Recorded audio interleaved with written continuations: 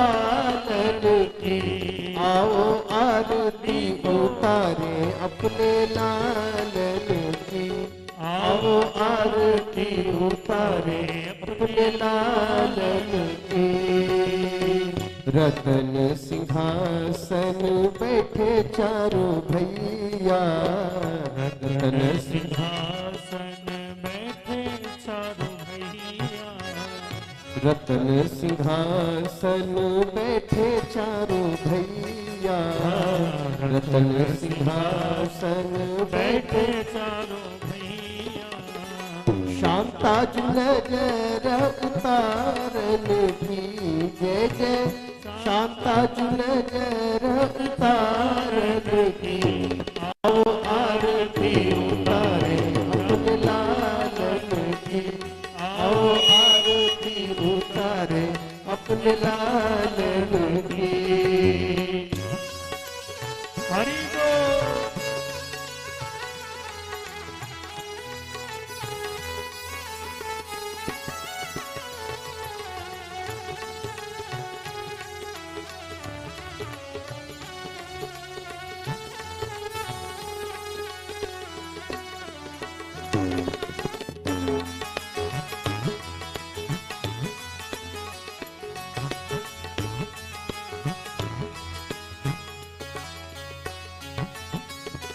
असुर निकंदन जन मन रंजन।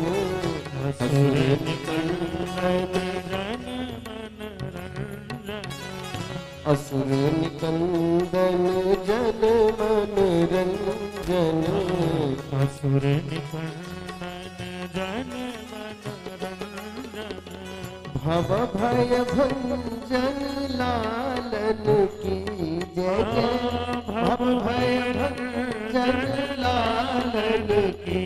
आओ आरती उतारे अपने लालन की। आओ आरती उतारे अपने लालन की। कंचन थार कपूर की बाती। कंचन थार कपूर की। कंचन थार कपूर की बाती। कंचन थार कपूर की बाती। जगमग दीपक मालन की। जय जय जगमग दीपक मालन की। आओ आरती उतारे अपने लालन की। आओ आरती उतारे अपने लालन की।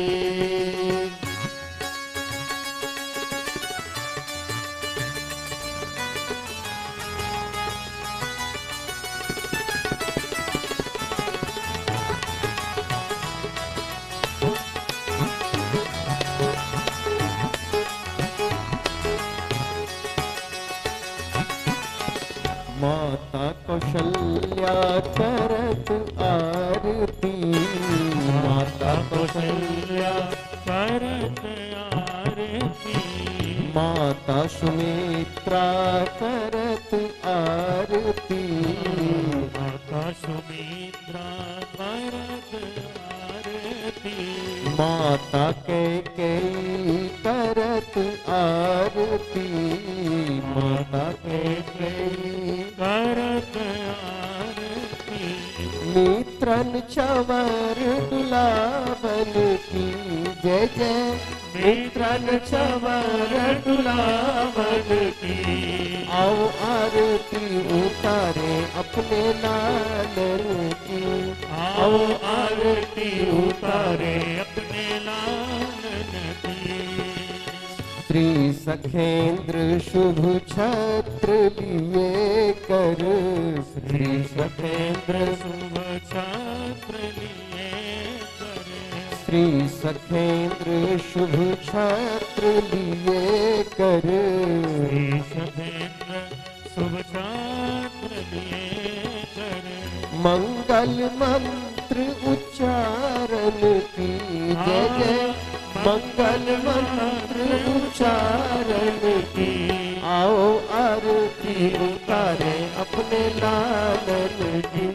आओ आरती उतारे अपने लालन की, आओ आरती उतारे अपने लालन की, आओ आरती उतारे अपने लालन की, लालन की चारों लालन की जय जय, लालन की चारों लालन की, आओ आरती उतारे अपने लालन की, आओ आरती उतारे अपने लालन की, आओ आरती उतारे अपने लालन की, आओ आरती उतारे अपने लालन की। आरार्तिक्यं समर्पयामि जलेन शीतलीकरणम्। ओम शांति शांति शांति। मंत्र पुष्पांजलिं ओम यज्ञेन यज्ञमयजन्त देवास्तानि धर्माणि प्रथमान्यासन्ना देहनागं महिमानां सचन्त यत्र पूर्वे साध्याः सन्ति देवाः। ओम नारायणाय विद्महे वासुदेवाय धीमहि तन्नो विष्णुः प्रचोदयात्। ओम महादेव्यै च विद्महे विष्णुपत्न्यै च धीमहि तन्नो लक्ष्मीः प्रचोदयात्। ओम दशरथात्मजाय विद्महे सीतावल्लभाय धीमहि तन्नो रामः प्रचोदयात्। नानासुगन्धिपुष्पाणि यथा कालोद्भवानि च पुष्पाञ्जलिर्मया दत्तं गृहाण परमेश्वर। मन्त्रपुष्पाञ्जलिं समर्पयामि नमस्करोमि। त्रिदण्डहस्तं सितयज्ञसूत्रं कासाय वस्त्रं लसदूर्ध्वपुण्यं रथाङ्गशङ्खाङ्कितबाहुमूलं रामानुजार्यं शरणं प्रपद्ये। कासायं यज्ञसूत्रं शुचिवपुषि तथा जोद्रपुण्यं च भाले यस्यास्ते दक्षहस्ते कलिकुमतिगिरिन्द्रवज्रं त्रिदण्डं संसाराग्निप्नशां तैवृतजलं वलं दारुपात्रं पवित्रं श्रीविश्वक्सेन सूरेः पदकमलयुगं श्रेयसे संश्रयामि। जयत्यतिराजफणिराज अवतारमणे प्रबलपाखण्डकमहरणभानो विजयी भव विजयी भव विजयी भव। श्री सीतारामचंद्र भगवान की। बोलिए श्री लक्ष्मी नारायण भगवान की जय हो, भाष्यकार रामानुज स्वामी जी महाराज की जय हो, श्री कांची प्रतिवाद भयंकर गादी स्वामी जी महाराज की जय हो, विश्वबंध जगदाचार्य श्री त्रिदंडी स्वामी जी महाराज की पुष्कर पीठाधीश्वर जगत गुरु श्री स्वामी जी महाराज की जय हो, बोली अनंत श्री समलंकृत पूजपात श्री कुरेशाचार्य स्वामी जी महाराज की जय हो। आज हम सबका परम सद्भाग्य है माघ के पावन इस पवित्र मास में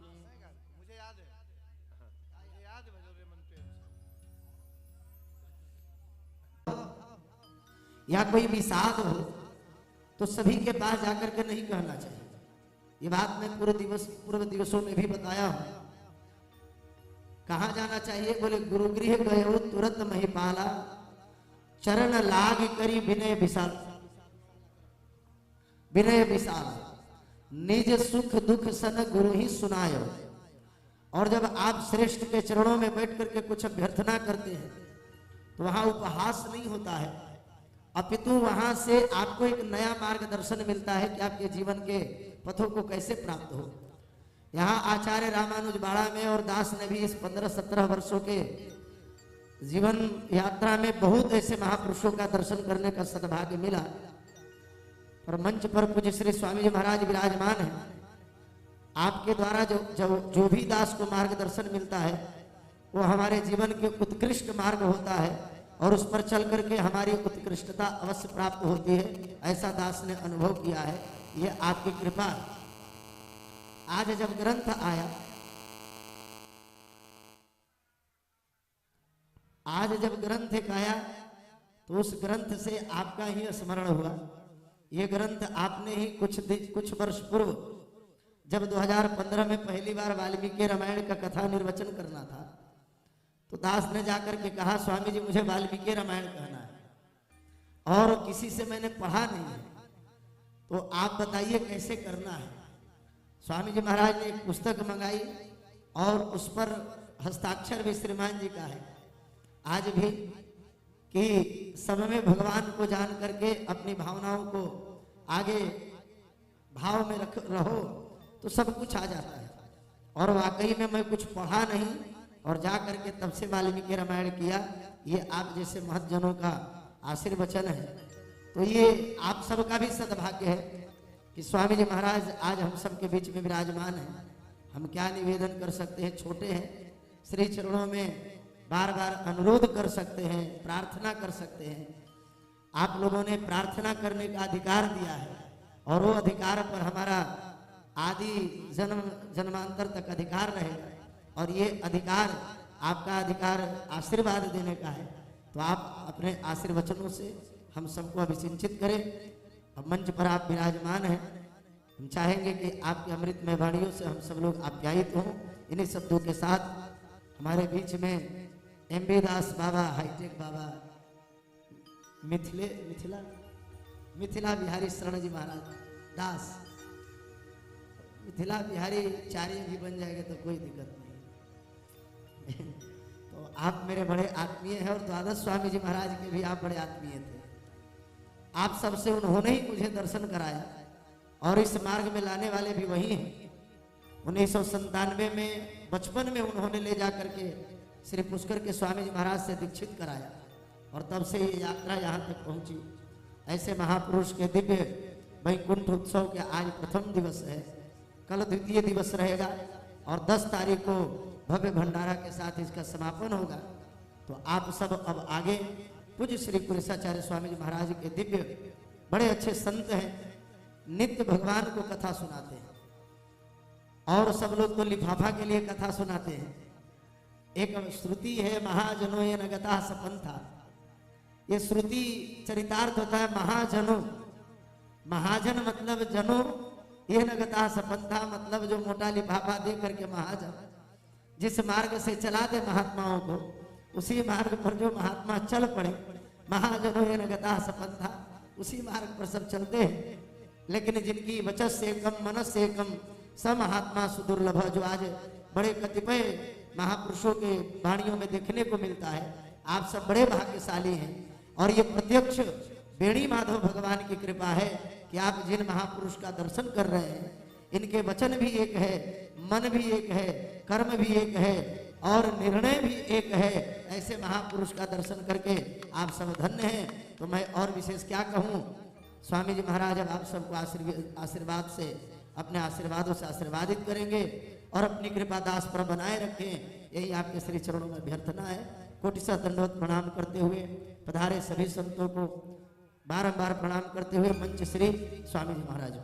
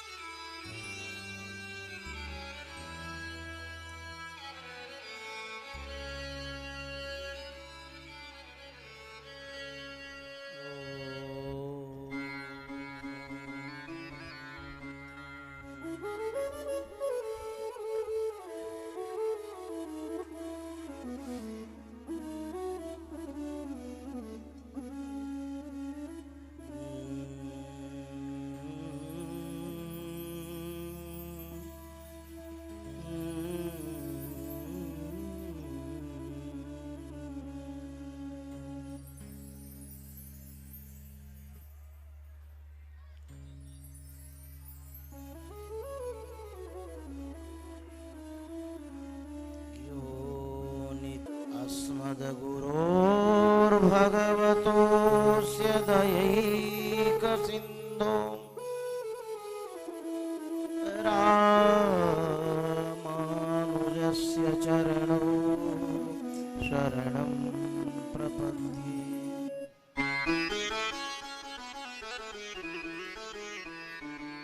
ज्ञानानन्दमयं देवं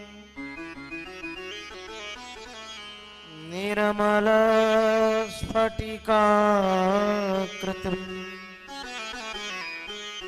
आधारं सर्वविद्यानां हयग्रीवमुपास्महे।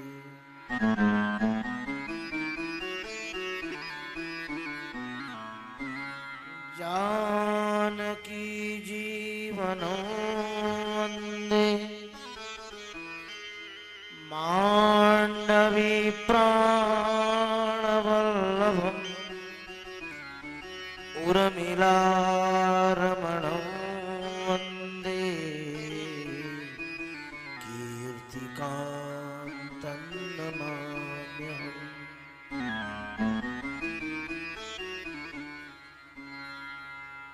रामं रामानुजं सीतां भरतं भरतानुजं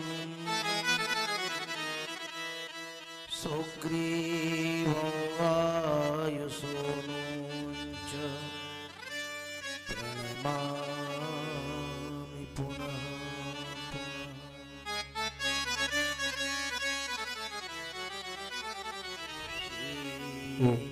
राम पदाम्बुजे मधुपवन् यन्मानसं लीयते श्रीमद् रामगुणावली दिवा यज्जिह्वया पीयते राम पवित्र रूप मनिषम् यचक्षुषोर्भूषणम् तं श्रीराम सखेन्द्र देशिकवरम् गोपालवर्यं भजे। शाण्डिल्याह्वयवंशवारिधिविदुम्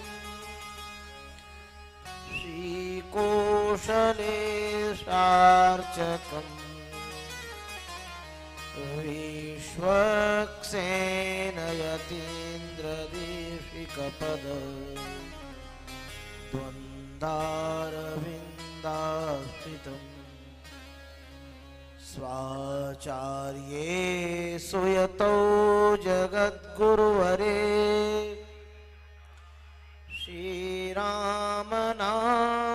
श्रीरामनारायणे नित्यं सक्तमतिं जगद्गुरुवरं श्रीवासुदेवं भजे। बोलिए पूज्य श्री स्वामी जी महाराज की जय हो।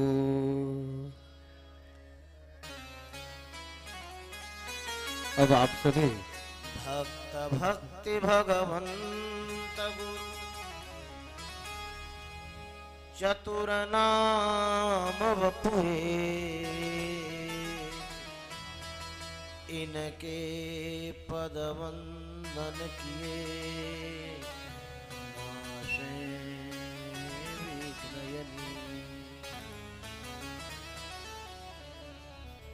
सब शास्त्र निर्णय कियो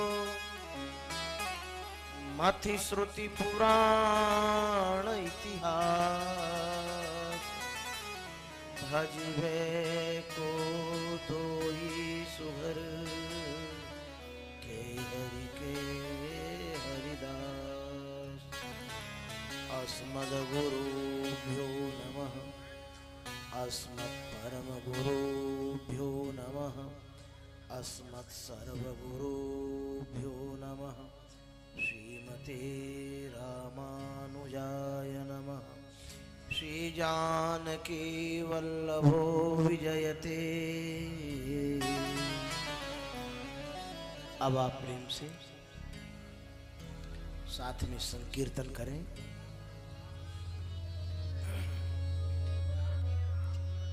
भजो रे मन प्रेम से राम रघुरैया। भजो रे मन प्रेम से राम रघुरैया। भजो रे मन प्रेम से राम रघुरैया।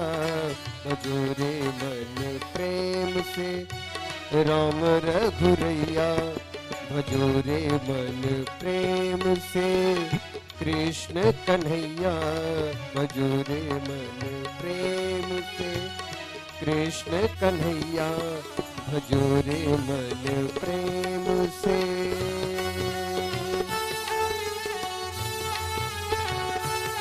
तालियों की सेवा करते हुए जय हो।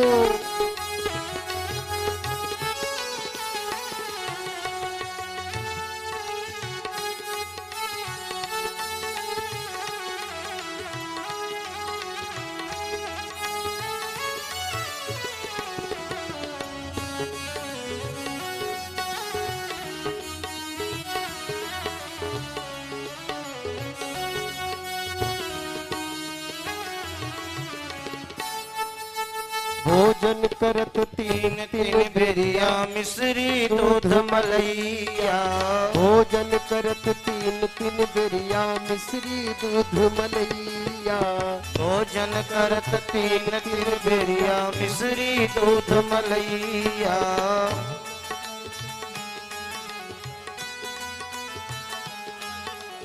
राम भजन में क्यों अलसाते। राम भजन में क्यों अलसाते। छिन छिन लेत जमैया। भजो रे मन प्रेम से राम रघुरैया। भजो रे मन प्रेम से राम रघुरैया। भजो रे मन प्रेम से। राम राजति वाल्मीकि जी बन गए ब्रह्म गोसैया। राम कह वाल्मीकि जी बन गए ब्रह्म गोसैया। राम राजा वाल्मीकि जी बन गए ब्रह्म गोसैया। राम कह वाल्मीकि जी बन गए ब्रह्म गोसैया। यवन राम राम कही तर गए। यवन राम राम कही तर गए। सदन कसैया। भजो रे मन प्रेम से राम रघुरैया। भजो रे मन प्रेम से राम रघुरैया। भजो रे मन प्रेम से।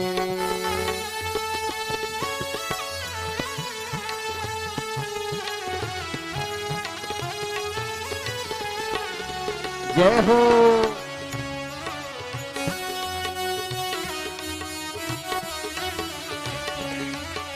तालियों की सेवा करते हुए झूठे फल से सबरी तर गई। छाय पुराण चटैया।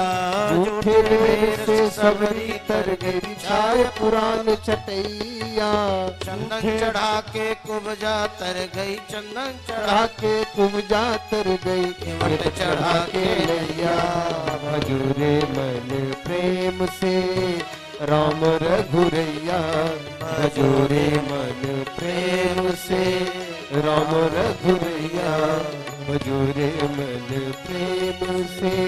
राम रघुरैया होशियार रघुरैया। राम रघुरैया होशियार रघुरैया। होशियार रघुरैया भरत जी के भैया। भजो रे मन प्रेम से राम रघुरैया। भजो रे मन प्रेम से राम रघुरैया। भजो रे मन प्रेम से। सुआ पढ़ा के गणिका तर गई धना चरा के गैया सुआ पढ़ा के गणिका तर गई धना चरा के गैया सुआ पढ़ा के गणिका तर गई धना चरा के गैया सुआ पढ़ा के गणिका तर गई धना चढ़ा के गैया खिचड़ी खिला खिला के तर गई खिचड़ी खिला खिला के तर गई कर्मा बन गई मैया भजोरे मन प्रेम से राम रघुरैया भजोरे मन प्रेम से राम रघुरैया भजोरे मन प्रेम से राम रघुरैया भजोरे मन प्रेम से राम रघुरैया ओ सिया रघुरैया राम रघुरैया सिया रघुरैया सिया रघुरैया भरत जी के भैया सिया रघुरैया भरत जी के भैया भरत जी के भैया जनक के जमैया भजोरे मन प्रेम से राम रघुरैया भजोरे मन प्रेम से राम रघुरैया भजोरे मन प्रेम से राम रघुरैया भजोरे मन प्रेम से रैया भजोरे मन प्रेम से। बोलिए श्री भाष्यकार भगवान की जय हो। श्री कांची स्वामी जी महाराज की जय हो। पूज्य श्री जगदाचार्य श्री त्रिदंडी स्वामी जी महाराज की जय हो। पूज्य श्री वैकुंठवासी गया पीठाधीश्वर पूज्य श्री स्वामी जी महाराज की जय हो। मंच पर विराजमान पूज्य श्री स्वामी जी महाराज की जय हो। जिनके उत्सव में हम लोग सम्मिलित हैं ऐसे वैकुंठवासी पूज्य श्री स्वामी जी महाराज की जय हो। जय जय श्री सीता।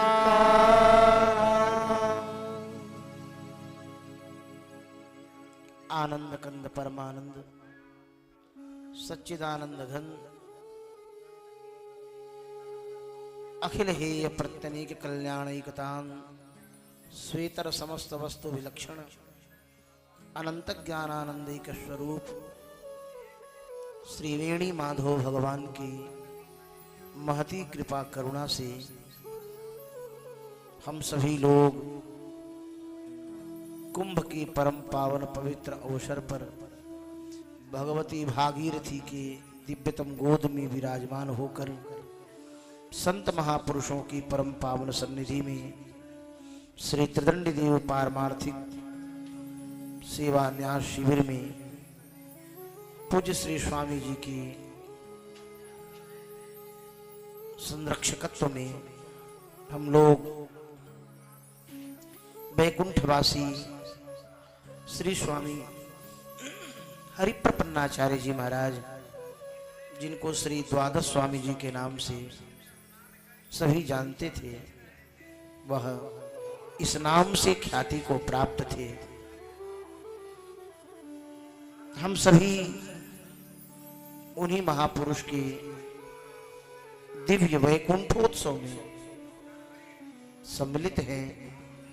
यह कार्यक्रम त्रिदिवसीय है। आज कल और परसों भंडारा के साथ मालपुआ भी बनेगी, जलेबी भी। स्वामी जी को मीठा बहुत प्रिय था, तो कहते थे मीठा खाते खाते शुगर खत्म हो गया। तो भंडारा के साथ यह सब कार्यक्रम संपन्न होगा। और आज संयोग देखिए, जो स्वामी जी संगीत कला में परम प्रवीण थे, संगीत में उनकी बहुत रुचि थी। और अयोध्या जी में जब उत्सव श्रावण का होता था सब कौशले सदन में ठाकुर जी को झुलाने के क्रम में उपस्थित होते थे तो बहुत बात बात में विनोद श्री मिथिला बिहारी दास जी विद्यमान हैं। आज ये भी अचानक ही आ गए। जिस महापुरुष का उत्सव है उनके सभी नेमी प्रेमी हित हितैषी, इनको तो पता भी नहीं था। बाबा पता था आपको कि आज से यह उत्सव हो रहा है? इनको पता भी नहीं था, लेकिन ये अचानक ही इनका पदार्पण हुआ। ये भी इनके भी कई नाम हैं, जैसे श्री द्वादश स्वामी जी के कई नाम थे, इनको भी अवध में कई नामों से जाना जाता है। श्री एम.बी. दास, श्री हाईटेक बाबा, और वैसे श्री मिथिला बिहारी दास। अवध बिहारी और मिथिला बिहारी के बिना आनंद ही कहाँ है। तो श्री मिथिला बिहारी दास जी महाराज भी विद्यमान हैं। हम लोग पूज्य श्री स्वामी जी के वैकुंठोत्सव में यह प्रातः काल की वेला में ग्रंथों का पारायण और सायंकालीन सत्र में संत महापुरुषों के कालक्षेप के द्वारा हम लोग अपना जीवन धन्य करेंगे। यह वैकुंठोत्सव है क्या? जब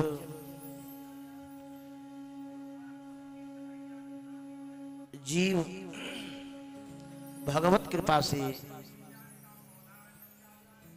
संत महापुरुषों के अनुग्रह से जब वैकुंठ जाता है तो वैकुंठ के पार्षद उत्सव मनाते हैं कि यह जीव संस्कृति के चक्र में भटकता हुआ भगवत अनुग्रह से, भगवत कृपा से, भागवत कृपा से आज यह दिव्य वैकुंठ, गोलोक धाम, साकेत धाम, वैकुंठ धाम, यह सब कुल मिलाकर एक ही है। हम अलग अलग नामों से ब्रजवासी गोलोक धाम कहते हैं, भगवान नारायण के उपासक उसी को वैकुंठ धाम कहते हैं, और श्री मिथिला अयोध्या के संत उसी को साकेत धाम कहते हैं।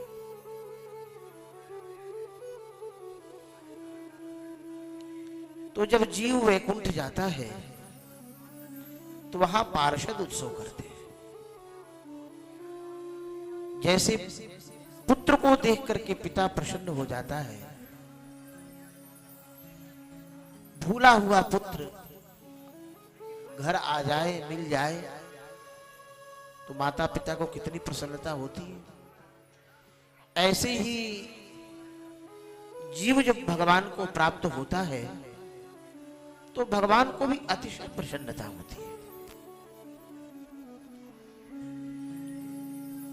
और उत्साह में जो किया जाए उसी का नाम उत्सव है। भगवान की प्रसन्नता में, उत्साह में जो पार्षद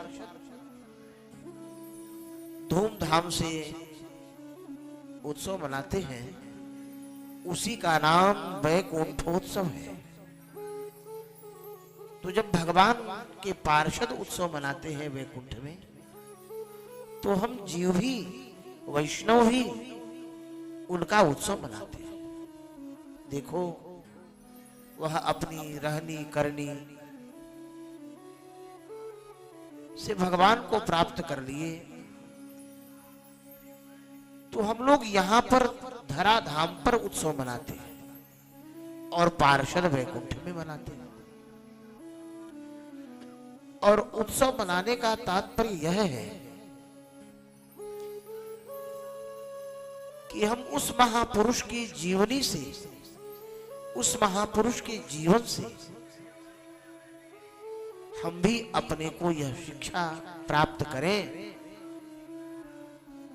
कि इसी प्रकार से हम भी भगवान को प्राप्त करें। महापुरुष अपने कर्तव्यों के द्वारा, अपने विचारों के द्वारा, अपने कर्मों के द्वारा, अपनी वाणियों के द्वारा जगत को शिक्षा प्रदान करते हैं। पूज्य श्री हरि प्रपन्नाचार्य स्वामी जी, यह भारत का दुर्भाग्य है कि जब तक व्यक्ति रहता है तब तक हम उसका उपहास करते हैं, उसकी अवहेलना करते हैं और उसकी हंसी उड़ाते हैं। उसके प्रति कोई महत्व नहीं रह जाता है। लेकिन जब वो चला जाता है तो हम फिर हाथ मल के रह जाते हैं। फिर उसकी चर्चा, महाराज ऐसे थे, संत ऐसे थे, लेकिन जब तक वो रहते हैं तब तक उनके हम महत्व से परिचित नहीं हो पाते। पता नहीं कितने कितने महापुरुषों का संग प्राप्त हुआ हमें, लेकिन हम लोगों ने उस महापुरुष को महत्व नहीं दिया। और जब तक आप महत्व देंगे नहीं तब तक पास में भी कोई महापुरुष रहे तो आप उससे कुछ सीख नहीं पाएंगे। श्री स्वामी हरि प्रपन्नाचार्य जी महाराज उसी में से एक थे। ऐसी सहजता, ऐसी सरलता, होनहार बिरवान के होत चीकने पात। जो भगवत मार्ग में लगा है। एक बार हमारे स्वामी जी से, स्वामी जी किसी ने पूछा कि महाराज वो बहुत पहुंचे हुए संत हैं। तो स्वामी जी ने हंस करके कहा, अगर पहुंचे हुए हैं तो यहां क्यों हैं? यहां हैं इसका मतलब वो पहुंचे नहीं, अभी मार्ग में लगे हुए। जो भगवत मार्ग में लगा है, जिसे भगवान के पास पहुंचना है, उसके सारे कर्म विलक्षण होते हैं, उसे कोई समझ नहीं पाता है। इसी में से एक थे श्री द्वादश स्वामी जी महाराज। ऐसी सहजता, ऐसी सरलता, कोई चाहे उनका उपहास करे, चाहे कोई उनको कुछ अपशब्द कहे, लोग कहते ही थे, लेकिन रत्ती भर भी, रंच मात्र भी उसको अपने मन में वह लाते नहीं थे। साधु का स्वभाव भी यही होना चाहिए, जो सब कुछ सह ले, मान भी सह ले, अपमान भी सह ले, सब सह ले, उसी का नाम साधु। ऐसे वह साधु थे। कई बार दास के सामने लोग अपमान कर दिया करते थे। एक क्षण के लिए वह दुखी होते थे, फिर वो प्रसन्न हो जाते थे। कई बार दास कहता भी था, वो कहते थे जाने दीजिए, उसका काम, जो उसका काम है वो कर रहा है, जो हमारा काम है वो हम कर रहे हैं। जीवन के उनके अंतिम क्षण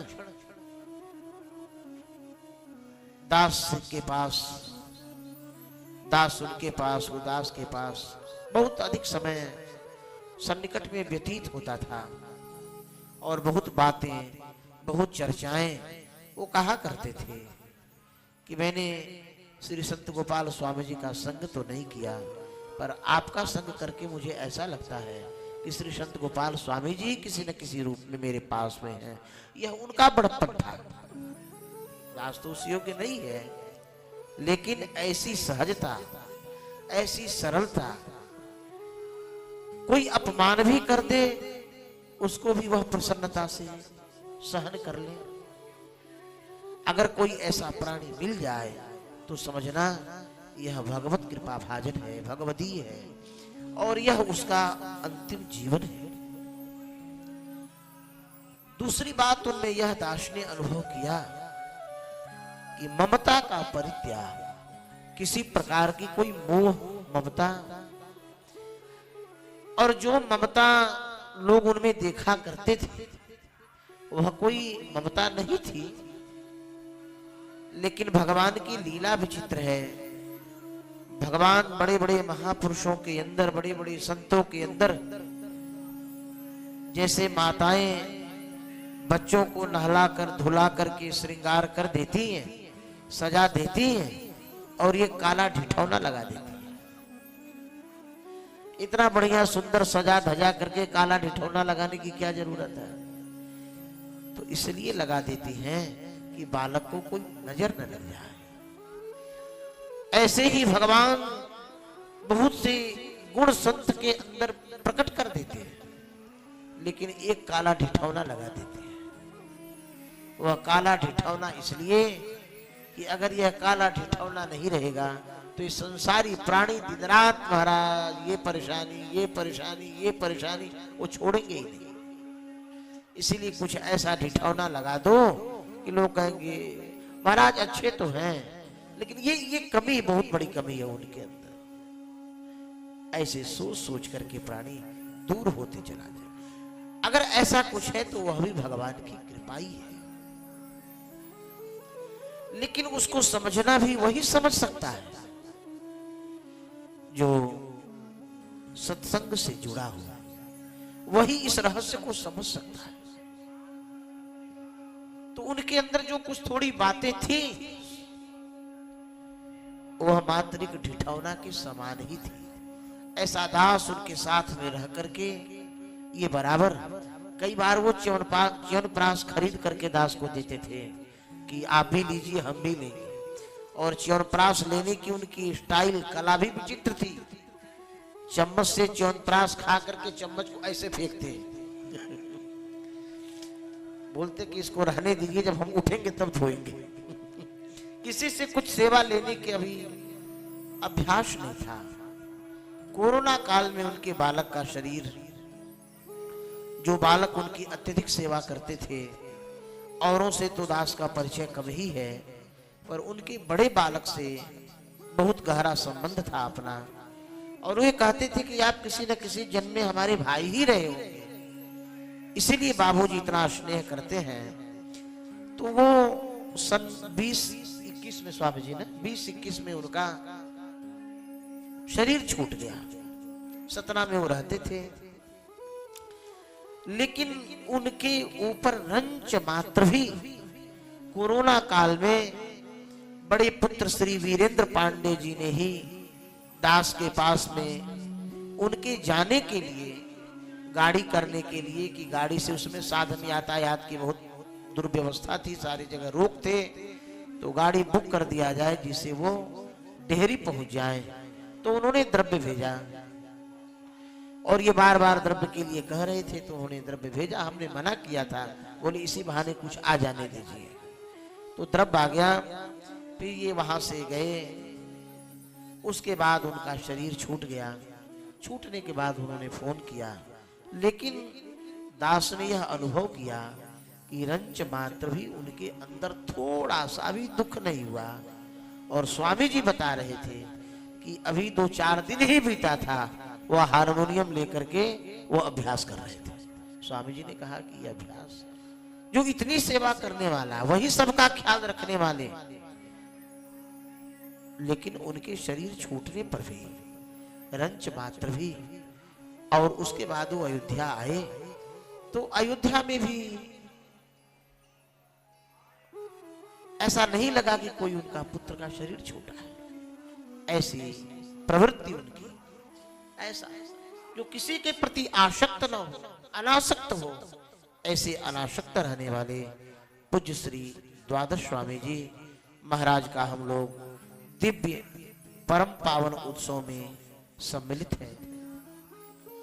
इस उत्सव में अर्चिरादि मार्ग इत्यादि ग्रंथों का पारायण पाठ होता है। जैसे गृहस्थों के यहाँ शरीर छूट जाए तो गरुड़ पुराण का पाठ होता है। गरुड़ पुराण में वर्णन है जीव किस प्रकार से आता है, किस प्रकार से संसार में रहता है, और किस प्रकार से यातनाओं को भोगता है, कौन कौन से लोग उसको मिलते हैं, किन किन लोगों का अतिक्रमण करके वह जहां जाना होता है वहां जाता है। ऐसे ही वैष्णवों के लिए अर्चिरादि मार्ग की अर्चिरादि मार्ग की व्यवस्था है। अर्चिरादि मार्ग के द्वारा वैष्णव भगवत धाम को जाता है। श्री वत्सवर्धाचार्य स्वामी जी ने जीवों के जाने की, संसार में आया हुआ जीव कैसे संसार में रह करके भगवान के पास में जाए, यह अर्चिरादि मार्ग का 2 श्लोकों में सार कहा है। जो हमारे यहाँ नित्य अनुसंधान उसका किया जाता है, सत्संग पद्यद्वयम के नाम से यह हमारे यहाँ चर्चित है। उन्हीं 2 श्लोकों पर दास जो है आपको विस्तार से प्रकाश डालेगा कि जीव कैसे आता है, आने के बाद जीव को क्या करना चाहिए, कैसे जीवन यापन करना चाहिए और जीव को कैसे वैकुंठ जाना चाहिए। तो पहले हम लोग श्लोक का श्रवण कर लें कि सत्संगात् भवने स्पृहो गुरुमुखात् श्रीशं प्रपद्यात्मवा प्रारब्धं परिभोज्य कर्म सकलम् प्रक्षीण कर्मान्तरः न्यासादेव निरङ्कुशेश्वर दया निर्लूनमायान्वयो हार्दानुग्रहलब्धमध्यदमनी वाराद्वहिर्निर्गतः। यह प्रथम श्लोक है। और जो इन दोनों श्लोकों को समझ लिया, पहला ही यदि उसे समझ में आ गया, दूसरे श्लोक में तो किन किन लोकों को पार करते हुए वह जीव जाता है इसका वर्णन है। लेकिन जो पहला श्लोक है, जैसे श्रीमद् भागवत में गोकर्ण जी ने अपने पिता को 2 श्लोकों में संपूर्ण श्रीमद् भागवत का सार बताया। देहे स्थिमांस रुधिर पहला श्लोक और धर्मम भजस्व सततम त्यज लोक धर्मान यह दूसरा श्लोक। यह 2 श्लोक जिसके हृदय में बैठ गया, जिसको हृदयंगम हो गया, मानो वह संपूर्ण श्रीमद् भागवत उसके हृदय में हृदयंगम हो गया।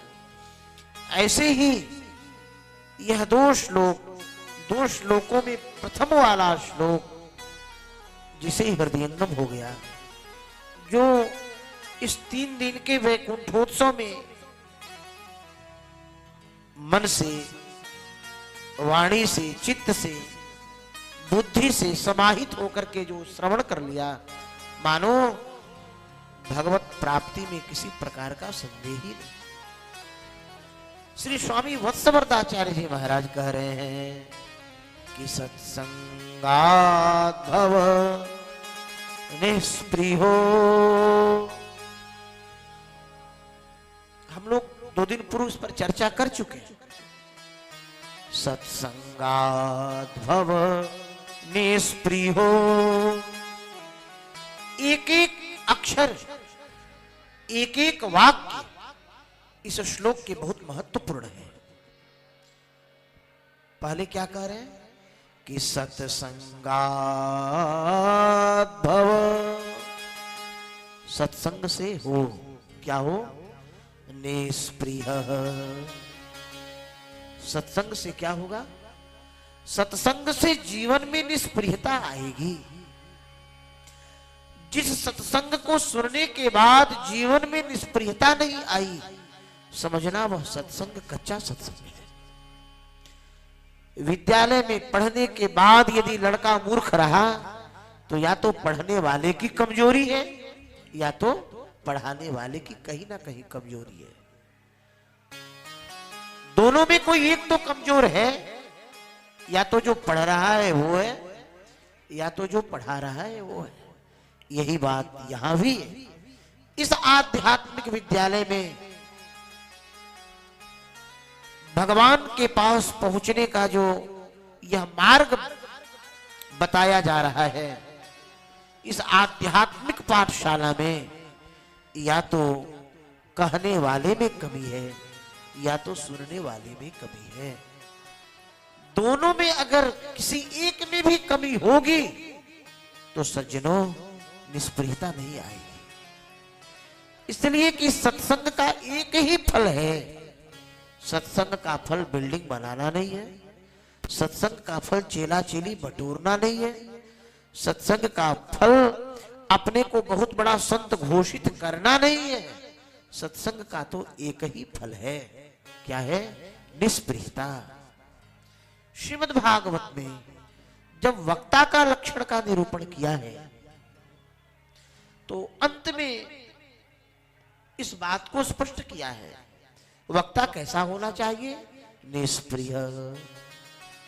जो बात यहां कह रहे हैं वही बात भागवत में वक्ता के निरूपण में कह रहे हैं।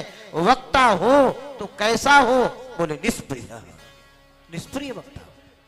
निष्प्रिय वक्ता क्यों हो?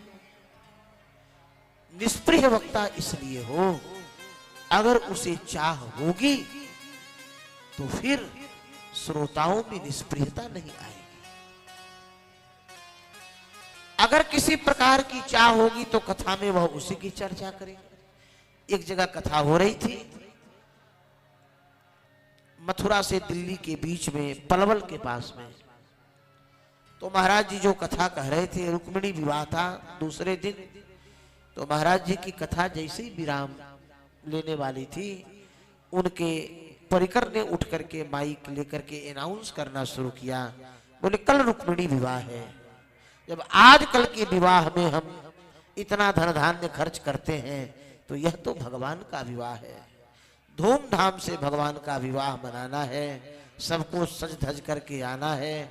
आप जो भी सामग्री लेकर के आएंगे, जिसके मन में जो अभिलाषा हो, आप अपनी बेटी के विवाह में जब इतना खर्च करते हैं तो यह तो भगवान का विवाह है। 1 घंटा तक उन्होंने इस विषय पर प्रकाश डाला। अब आप बतावें कहीं निष्प्रियता रही? आज बहुत कथाएं हो रही हैं, बहुत सत्संग हो रहा है, लेकिन कहीं कोई निष्प्रियता है? न कहने वाले के अंदर निष्प्रियता है। जब कहने वाले के अंदर निष्प्रियता नहीं होगी सज्जनों, तो सुनने वाले के अंदर निष्प्रियता नहीं होगी। इसी कारण से जो सत्संग का वस्तुतः फल होना चाहिए वह फल हमें प्राप्त नहीं हो रहा है। तो श्री वत्स वरदाचार्य स्वामी जी कह रहे हैं कि सत्संगात् भव निष्प्रिय हो। सत्संग से निष्प्रिय हो जाए, किसी प्रकार की कोई चाह न रह जाए, इच्छा न रह जाए। चाह गई, चिंता गई, मनवा बेपरवाह, और जिसको कछु न चाहिए वही शाहंशाह। जिसको किसी प्रकार की इच्छा नहीं होती है, सारी इच्छाएं समाप्त हो जाती हैं, उस जीव को परमात्मा की प्राप्ति तत्क्षण हो जाती है। उसको श्री राम में सब जग जानी, करहु प्रणाम जोरि जुग पानी, सर्वत्र भगवान का दर्शन होने लग जाता है। इसीलिए जीवन का मूल क्या है? जीवन का मूल है सत्संग। इसलिए व्यास जी कह रहे हैं पद्म पुराण में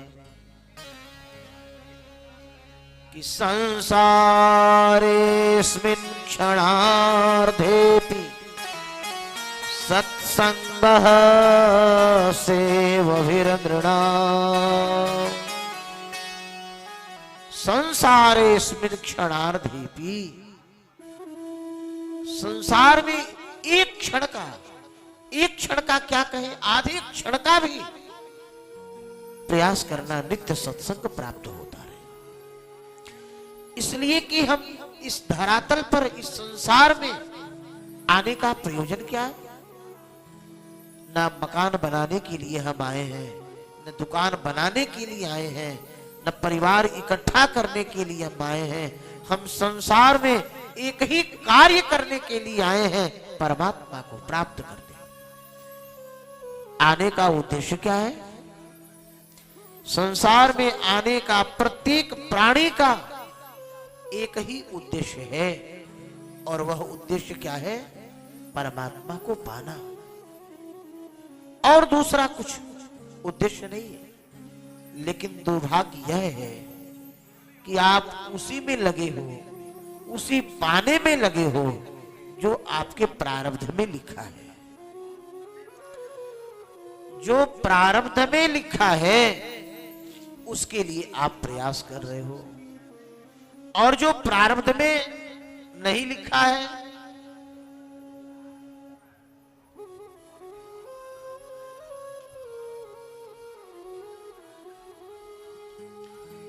महाराज जी, धीरे धीरे, बहुत शांति से। जो प्रारब्ध में लिखा है, आप बताओ, दुख के लिए आप प्रयास करते हो, लेकिन वो दुख मिल जाता है। जब बिना प्रयास किए दुख मिल सकता है, तो बिना प्रयास किए आपको सुख भी मिलेगा। लेकिन आप दिन रात उसी सुख को प्राप्त करने में अपना जीवन का एक एक क्षण व्यतीत कर रहे हो, एक एक क्षण जीवन का। दुख भी प्रारब्ध में लिखा है तो मिलेगा, सुख भी प्रारब्ध में लिखा है तो मिलेगा। यह शरीर सुख दुख प्राप्त करने के लिए नहीं मिला है, यह शरीर तो आनंद की खोज में मिला है। शरीर किसकी खोज में मिला है? आनंद की खोज में। प्रत्येक प्राणी आनंद को ही खोज रहा है। ये जितने भी जीव हैं, ये किसको खोज रहे हैं? ये आनंद को खोज रहे हैं। कोई बेटा में आनंद खोज रहा है, कोई बेटी में खोज रहा है, कोई रसगुल्ला में खोज रहा है, कोई समोसा में खोज रहा है, कोई मालपुआ में खोज रहा है, कोई धन में खोज रहा है। लेकिन वहां आनंद नहीं है। वहां क्या है? आनंद की परछाई है। आनंद नहीं, वहां आनंद की परछाई है, और हम वहीं पर आनंद को खोज रहे हैं। आनंद वहां है नहीं। हम जितने भी जीव हैं, आनंद की खोज में भटक रहे हैं, आनंद की खोज में निकले। एक महारानी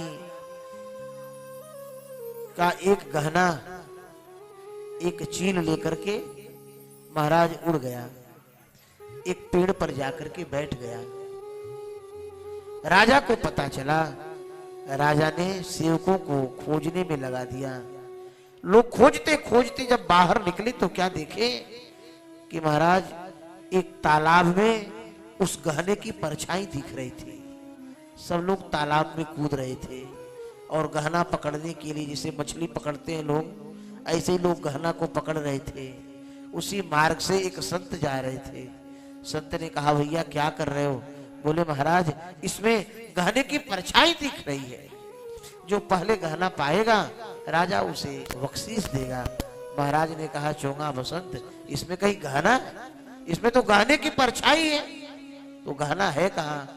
महाराज ने कान पकड़ा, मोड़ दिया। जब कान मोड़ा तो सर ऊपर किया तो देखा चील ऊपर लेकर के गहने को। महाराज वहां एक डाली पर चील बैठी थी। महाराज ने कहा, देखो, संत ने कहा, देखो वो तो ऊपर है और उसकी परछाई नीचे दिख रही है, और तुम नीचे खोज रहे हो। संत ने कान को ऐंठ करके बता दिया कि वो ऊपर है। ऐसे ही हम लोग इस संसार में आनंद की परछाई को देख करके, और महाराज उसी में आनंद खोजते खोजने में यह जीवन का एक एक क्षण उसी प्रकार से बीत जा रहा है। श्री शौनक जी कह रहे हैं कि आयुर्हरति वै पुंसा उद्यन्नष्टं च यन्नशौ तस्य रते क्षणो नीत उत्तम श्लोक वार्तया। जीवन के एक एक क्षण व्यतीत हो जा रहे हैं, और हम परछाई में आनंद को खोजते खोजते क्या हो जा रहा है? बोले, महाराज कल ही अटैक हो गया, चले गए।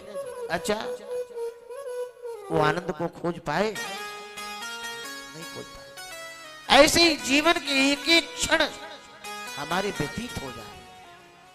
किस प्रकार से? कि चली जा रही है उम्र धीरे धीरे चली जा रही है उम्र धीरे धीरे पल पल पल पल आठों पहर धीरे धीरे पल पल यों आठों पहर धीरे धीरे चली जा रही है।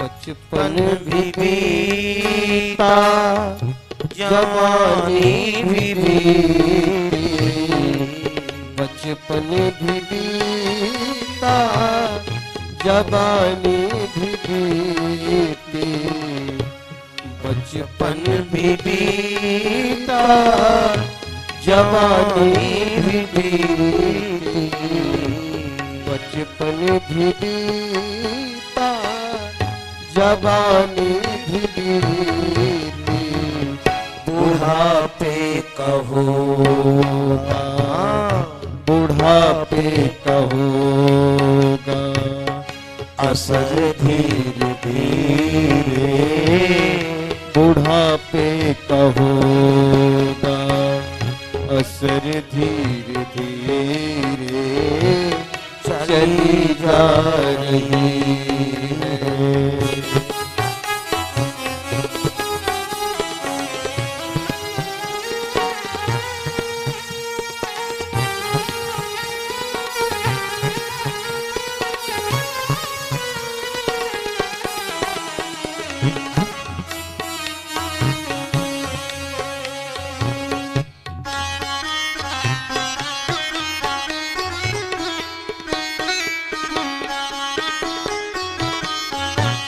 तेरे हाथ पाँव में पल ना रहेगा तेरे हाथ पाँव में बल ना रहेगा तेरे हाथ पाँव में बल ना रहेगा तेरे हाथ पाँव में बल ना रहेगा झुकेगी तुम्हारी झुकेगी तुम्हारी कमर धीरे धीरे चली जा रही है उम्र धीरे धीरे चली जा रही है।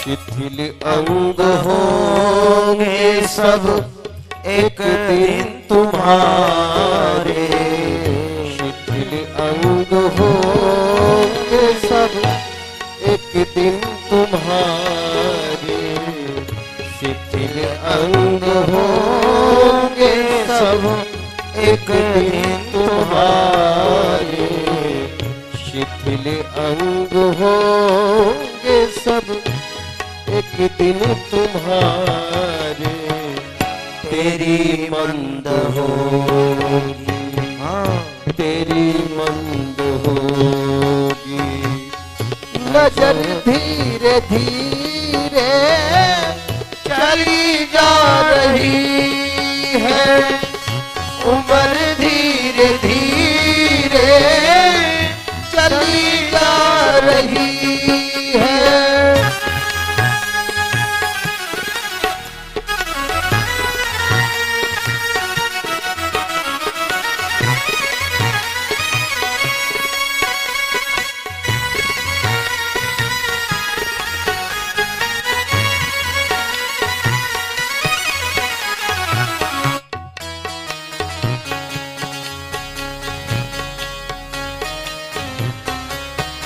तालियों की सेवा करते हुए जय हो।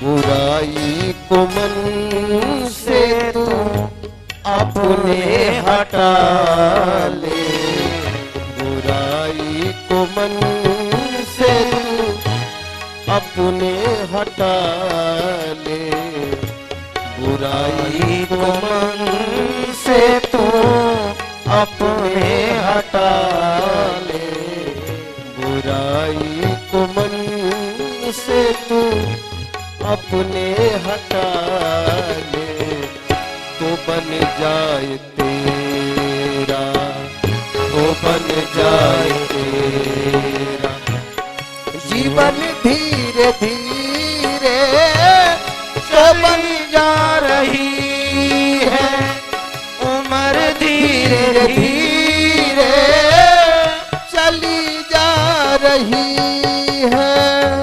भजन कर हरि का तो पल पल प्यारे, भजन कर हरि का तो पल पल ओ प्यारे, भजन कर हरि का तो पल पल प्यारे, भजन कर हरि का तो पल पल ओ प्यारे, तो मिल जाएगा वो, तो मिल जाएगा ये सजन धीरे धीरे, तो मिल जाए तेरा सजन धीरे धीरे चली जा रही है, उम्र धीरे धीरे चली जा रही है, उम्र धीरे धीरे चली जा रही है, चली जा रही है, चली जा रही है। दिनमपि रजनीशायं प्रातः ऋतुर्वसन्तो पुनरायात, कालः क्रीडति गच्छत्याय। ऐसे जीवन के स्वर्णिम क्षण, और अब तो जाने का समय आ रहा है। जीवन के स्वर्णिम क्षण ऐसे ही बीत गए, और अभी भी नहीं चेते, तो फिर सब कुछ समाप्त हो जाएगा। हम जिसकी खोज में निकले हैं, ईश्वर का सखा जीव है, ईश्वर का सखा है जीव। और जीव कब से है? जब से ईश्वर है। सखा कब से है? तो जब से सखा है। ऐसे ही जब से ईश्वर है तब से जीव है। ईश्वर और जीव ये दोनों अविनाशी हैं। भगवान गोलोक धाम में जीवों के साथ लीला कर रहे थे। भगवान की प्रत्येक लीला शिक्षा के लिए ही है। तो भगवान कौन सी लीला कर रहे थे? भगवान ग्वाल बालों से कहा, मनसुखा श्री दामा तो सुबल मधुमंगल, आज एक नयो खेल खेलनो है। ग्वाल बालों ने कहा, कन्हैया कहा खेल खेलनो है? भगवान ने कहा, मधुमंगल आज लुका छिपी की खेल खेलना है। अच्छा, मैं छिपूं और तुम सब खोजो। मधुमंगल ने कहा कन्हैया तो बुद्धू है, तू अकेले छिपेगो और हम ये इतने मिल करके कितनों सेकंड लगेगो खोजने में। भगवान ने कहा ग्वाल बालों खोजो तो ग्वाल बाल आपस में कहे कन्हैया बुद्धू है, इसको कुछ पतो ना है, या ते पूछो कहाँ छिपेगो। तो मधुमंगल ने कहा कन्हैया तू बता कहाँ छिपेगो। खेल तो ऊपर खेल रहे थे, ऊपर लीला हो रही थी। भगवान ने नीचे की ओर इशारा किया, नीचे छिपूंगा। अच्छा, भगवान ने कहा अपनी अपनी आंख को बंद करो। सबने अपनी अपनी आंखें बंद की और भगवान गायब हो गए। कितना क्षण लगता है भगवान को गायब होने में। और भगवान ने कहा था भैया मैं नीचे छिपूंगा, तो भगवान नीचे आके छिप गए। अब ये जितने ग्वाल बाल हैं ये सभी खोजने के लिए, ये जितने हम जीव हैं भगवान ऊपर से नीचे छिपे और हम सभी भगवान को, जो जहां छिपता है खोजने वाला वहीं तो जाता है। तो हम लोग नीचे खोजने के लिए भगवान को आए, सभी भगवान को खोजने में ही लगे। अब आप ये सोचे किसी को भगवान मिले कि नहीं मिले। बहुतों को भगवान मिले, सतयुग में मिले, त्रेता में मिले, द्वापर में मिले, कलयुग में मिले। सूरदास जी को, रैदास जी को, कबीर दास जी को, नामदेव जी को, नरसिंह मेहता को, मीराबाई को, साजूबाई को, जनाबाई को। संगाद भव निष्प्रिय। और महाराज जब यह सत्संग के माध्यम से यह पता चल जाएगा कि हम मकान बनाने नहीं आए, कि हम मकान बनाने नहीं आए, हम भगवान को खोजने आए। जब यह पता चल जाएगा सत्संग से, तो फिर हमें कोई चाह नहीं रह जाएगी, हमारी कोई इच्छा नहीं रह जाएगी। संसार की किसी भी प्रकार की कोई वासना, कोई इच्छा, कोई चाह, ये सारी चीजें समाप्त हो जाएंगी। इसलिए कहा है संसारेस्मिन् क्षणार्धेपि सत्संगः सेवभिर् नृणाम्। ए जीवों, ए मनुष्यों, ए प्राणियों, इस संसार में आधे क्षण का भी सत्संग नित्य कर दे। इसलिए कि यदि संसार में कुछ दुर्लभ है तो सत्संगति दुर्लभ संसारा। सत्संगति दुर्लभ संसारा। सत्संगति दुर्लभ संसारा। सत्संगति दुर्लभ संसारा। निमिष दंड भरी एक बारा। निमिष दंड भरी एक बारा। सत्संग की बहुत महिमा है। भगवान श्री कृष्ण अर्जुन को लेकर के जा रहे थे। अर्जुन ने कहा हे भगवान द्वारकाधीश श्री कृष्ण नंदनंदन, आपकी महती कृपा हुई और हमने महाभारत पर विजय प्राप्त कर लिया। भगवान ने कहा चोंगा बसंत, हमारी कृपा से कहीं युद्ध होता है कि तुमने विजय प्राप्त कर लिया? हमारी कृपा हो जाए तो वहां तो युद्ध नहीं होता। ये हमारी कृपा का फल नहीं है। अर्जुन ने पूछा भगवान तो फिर ये किसकी कृपा का फल है मेरे युद्ध जीतना?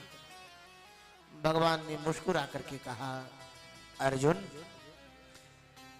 अगर यह जानना चाहते हो कि यह किसकी कृपा का परिणाम है युद्ध को जीतना, तो तुम रथ से नीचे, तुम्हारा जीवन रूपी रथ चल रहा था, इसीलिए कोई इसका कुछ बाल बांका नहीं कर सका। आज श्री हनुमान जी इस रथ का परित्याग किए, इनकी छत्र छाया हटी, देखो तुम्हारा यह रथ जल करके खाक हो गया। इसीलिए इस जीवन रूपी रथ को, अपने जीवन को किसी संत की चरणाश्रित रखना। संत के चरणाश्रित रखने से क्या होगा? बोले धीरे धीरे उनकी सन्निधि में रहने से, उनका संग करने से निष्प्रियता आ जाएगी। और यही संत के सन्निधि में रहने का फल है। पर दुर्भाग्य है, हम संत के पास जाते हैं, प्रयाग में बहुत लोग आते हैं, महाराज बेटा नहीं है, महाराज बेटी नहीं है, तो महाराज ये समस्या है, ये समस्या है। ये किसी को कहते नहीं देखा कि महाराज आप ऐसी कृपा करो जिससे इसी जीवन में भगवान मिल जाए।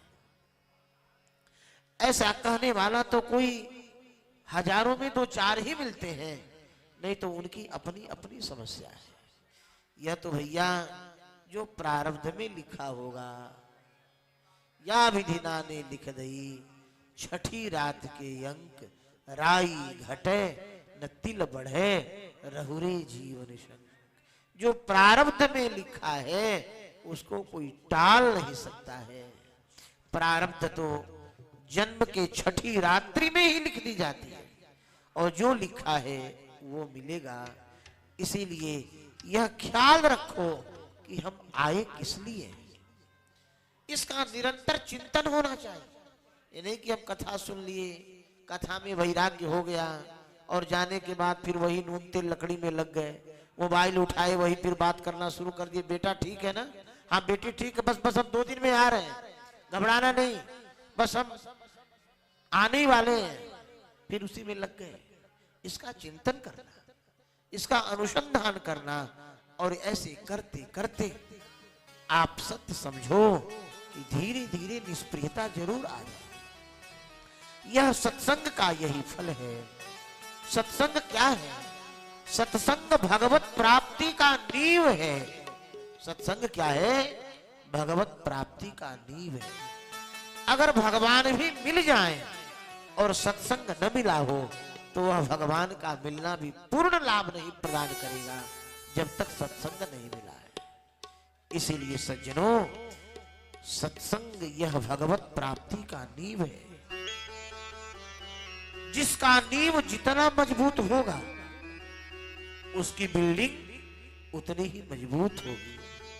जिसने जीवन में जितना सत्संग किया है उसके अंदर उतना भी दृढ़ता पूर्वक विश्वास होगा। सत्संग जीवन में विश्वास को उत्पन्न करता है। अगर जिसका सत्संग कमजोर है उसके जीवन में विश्वास होना असंभव है। पर सज्जनों, विशेषता तो यह है कि नींव कभी दिखती नहीं है। बिल्डिंग दिखेगी, दीवारें दिखेंगी, महाराज छत भी दिखेगा, लेकिन आप बताओ कभी नींव दिखा है? नींव कभी नहीं दिखा है। ऐसा ही आपने जीव बचपन से लेकर आज पर्यंत कितने महापुरुषों का संग किया है, ये किसी को दिखा है? ये किसी को नहीं दिखा। लेकिन उस सत्संग किए हुए सत्संग का जो फल है वो दिखेगा।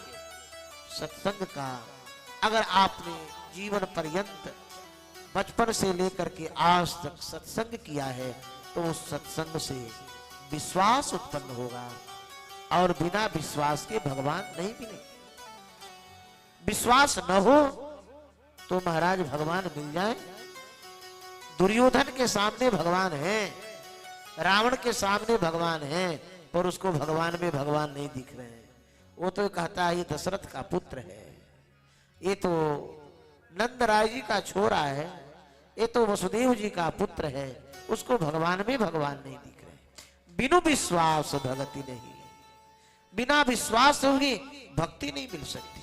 आपको यहाँ से संगम जाना हो स्नान करने के लिए तो आप किसी गाड़ी से जाते हो।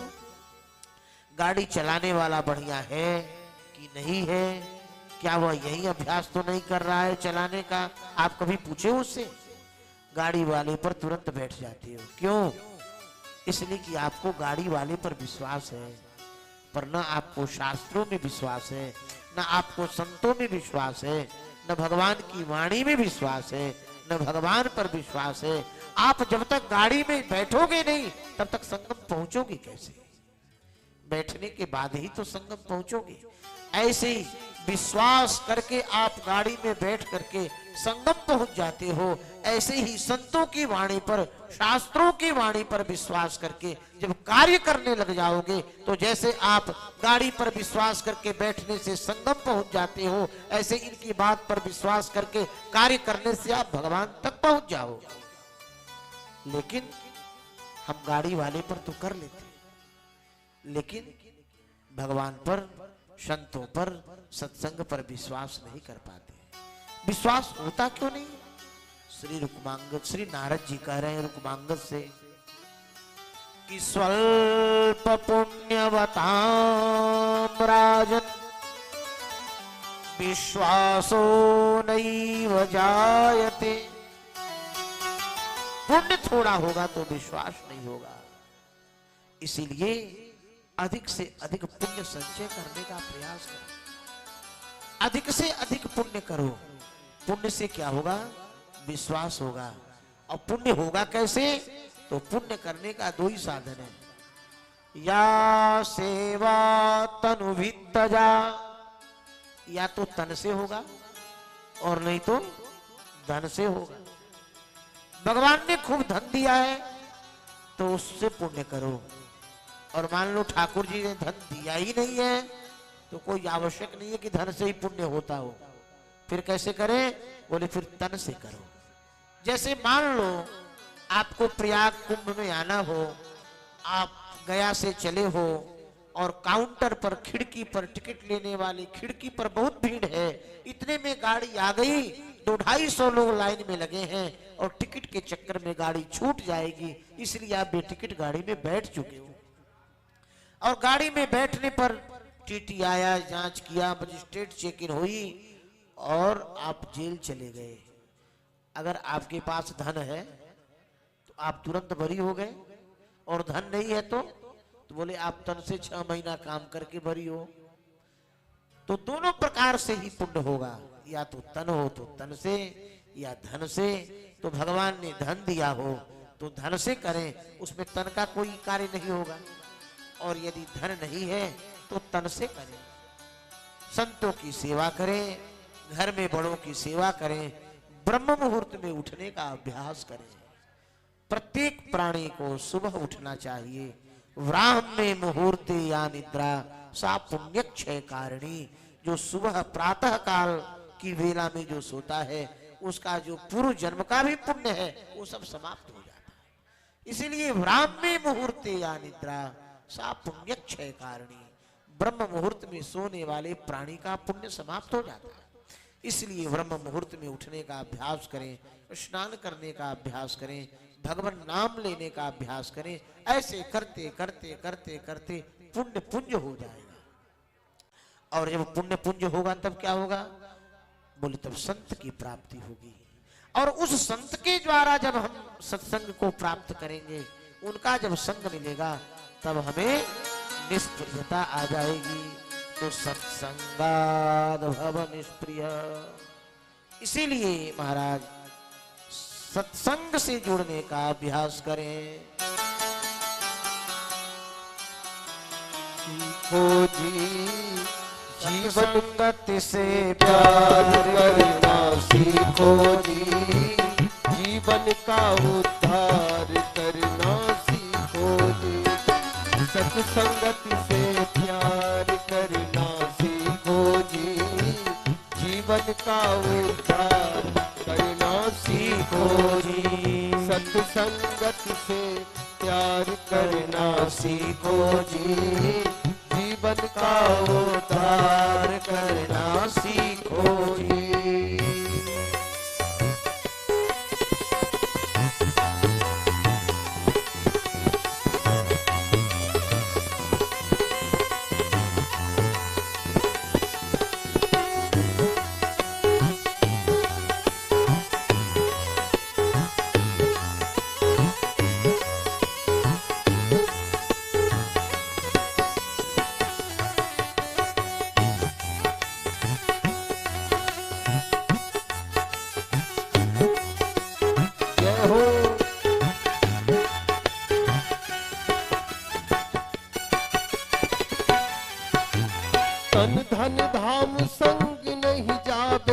सुतदारा कोई काम न आवे। धन धन धाम संग नहीं जावे, सुतदारा कोई काम न आवे। ममता का संहार करना सीखो जी, ममता का संहार करना सीखो जी। जीवन का उद्धार करना सीखो जी।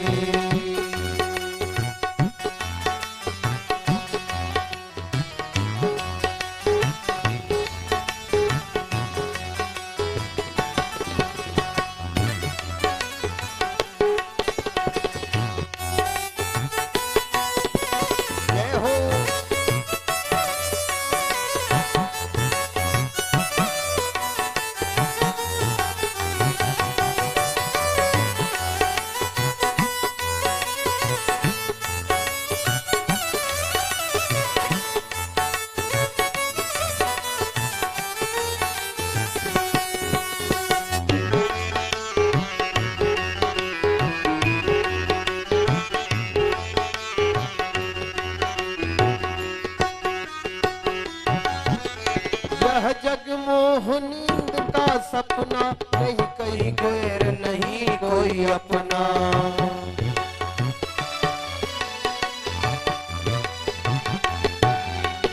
यह जग मोह नींद का सपना नहीं कोई गैर नहीं कोई अपना, नहीं कोई अपना। सत्य असत्य विचार करना सीखो जी, सत्य सत्य विचार करना सीखो जी। जीवन का उद्धार करना सीखो जी, सत्संगत से प्यार करना सीखो जी। जीवन का उद्धार करना सीखो जी।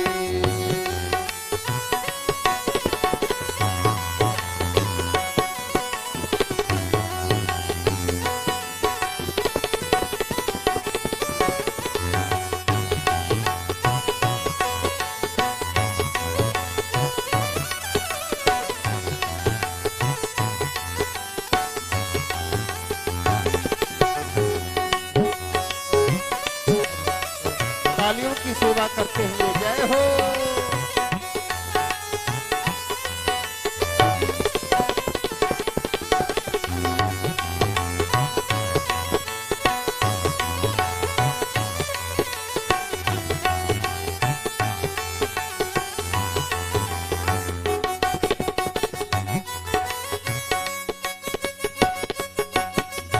हरि का भजन नित्य प्रति कीजय, अंतःकरण शुद्ध कर लीजय। हरि का भजन नित्य प्रति कीजय, अंतःकरण शुद्ध कर लीजय। हरि का भजन नित्य प्रति कीजय, अंतःकरण शुद्ध कर लीजय।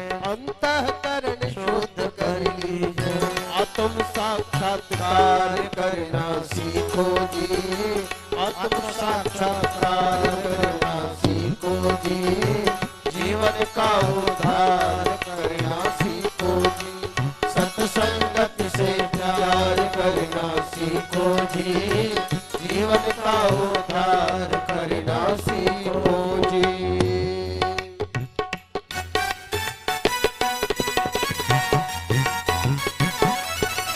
जय हो।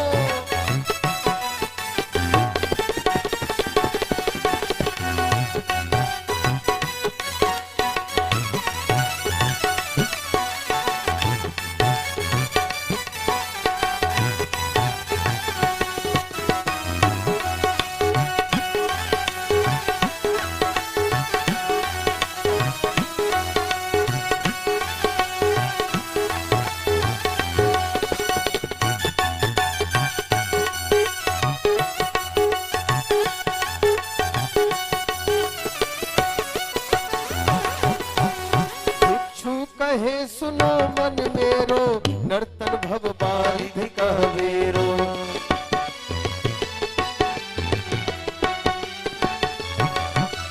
भिक्षु कहे सुनो मन मेरो, नर्तन भव बारिधि कहवेरो। नर्तन भव बारिधि कहवेरो। भव से बेड़ा पार करना सीखो जी, भव से बेड़ा पार करना सीखो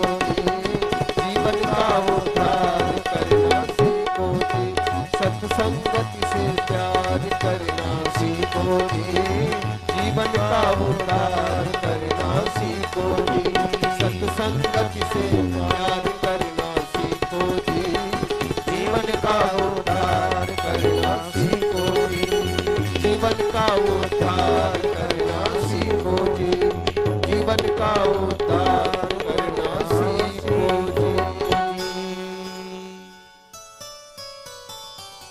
सत्संगति से प्यार करना सीखो जी, जीवन का उद्धार करना सीखो जी। इसलिए सत्संग करें, संतों की सेवा करें।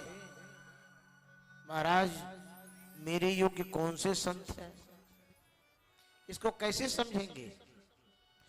इसके लिए संत सेवा आवश्यक है। अगर आपको हंस की खोज है कि मुझे हंस मिल जाए मानसरोवर का, तो पक्षियों की सेवा करो। उन पक्षियों में पहले कौवा आएगा, उसको भी दाना डालो। तोता आएंगे, बगुले आएंगे, कोयल आएंगे।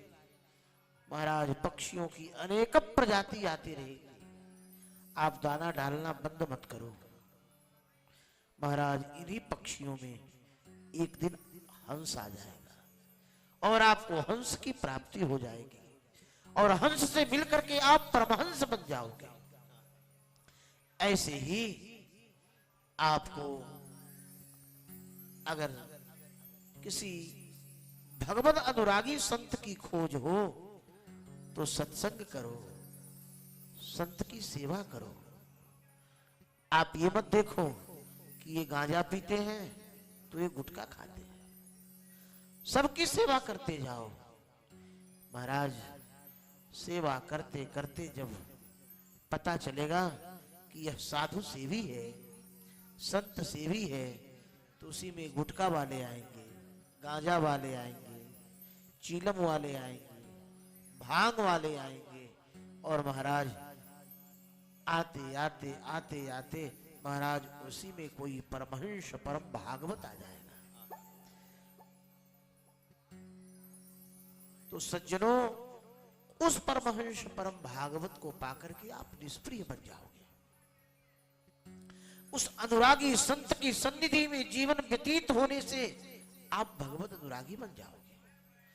इसलिए भगवत प्राप्ति का मूल है सत्संग, संत का संग।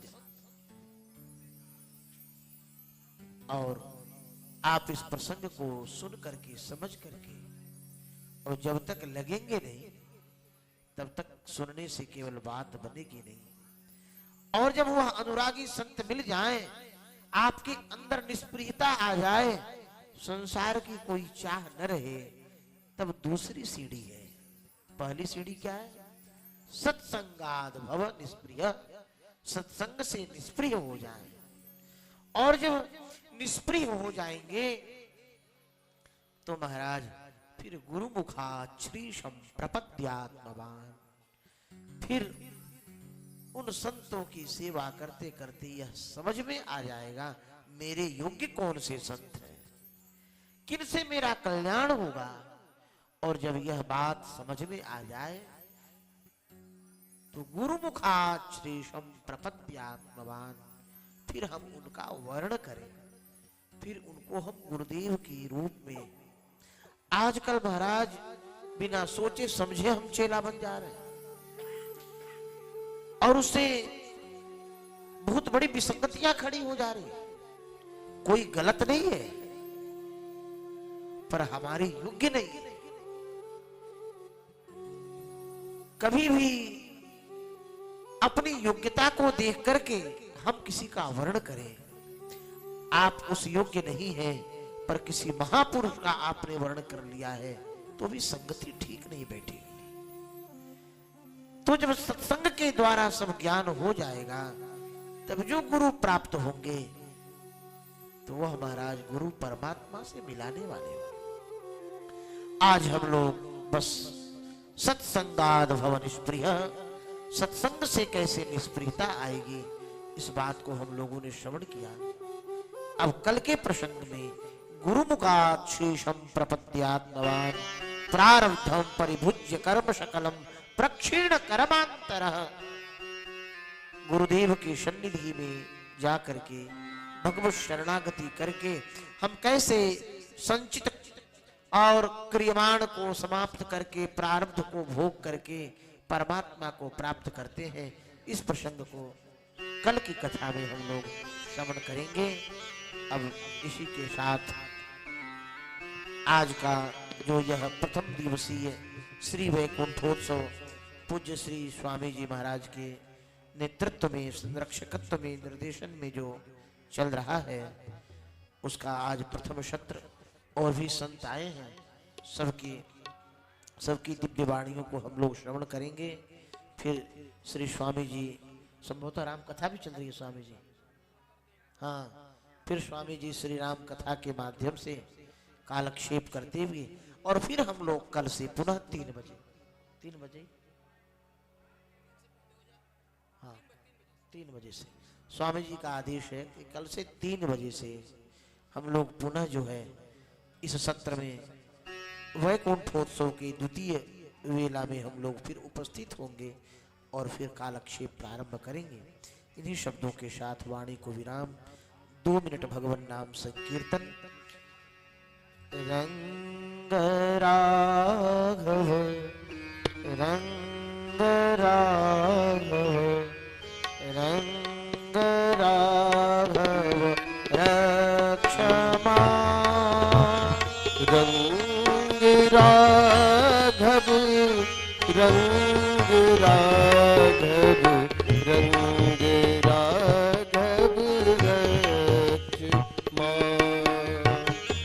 रंग राघव रंग राघव रंग राघव रक्षमा रंग केशव रंग केशव रंग केशव पाहि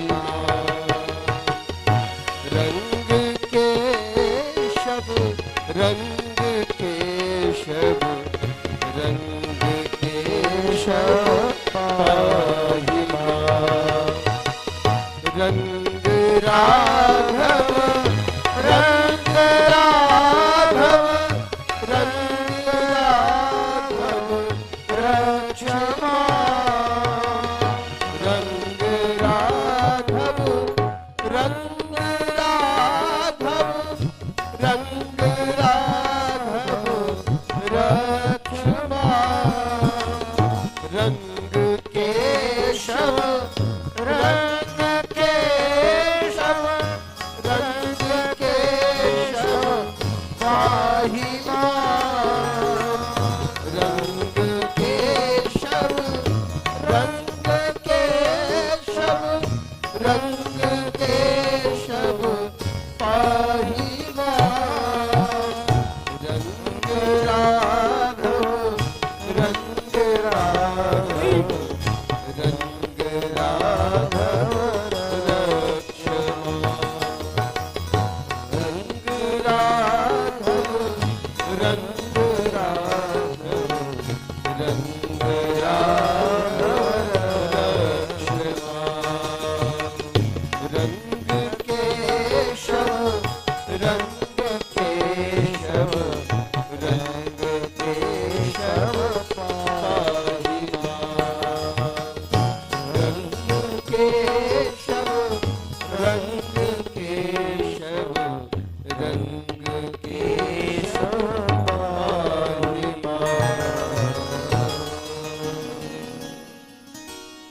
बोलिए तीर्थराज प्रयाग की जय हो। गंगा यमुना सरस्वती मैया की जय हो। वेणी माधव भगवान की जय हो। वैकुंठवासी पूज्य श्री हरिप्रपन्नाचार्य स्वामी जी महाराज की जय हो। महोत्सव की जय हो। पुष्कर पीठाधीश्वर पूज्य श्री स्वामी जी महाराज की जय हो, श्री संत महापुरुषों की जय हो, श्री भगवत भक्तों की जय हो, यज्ञ नारायण भगवान की जय हो।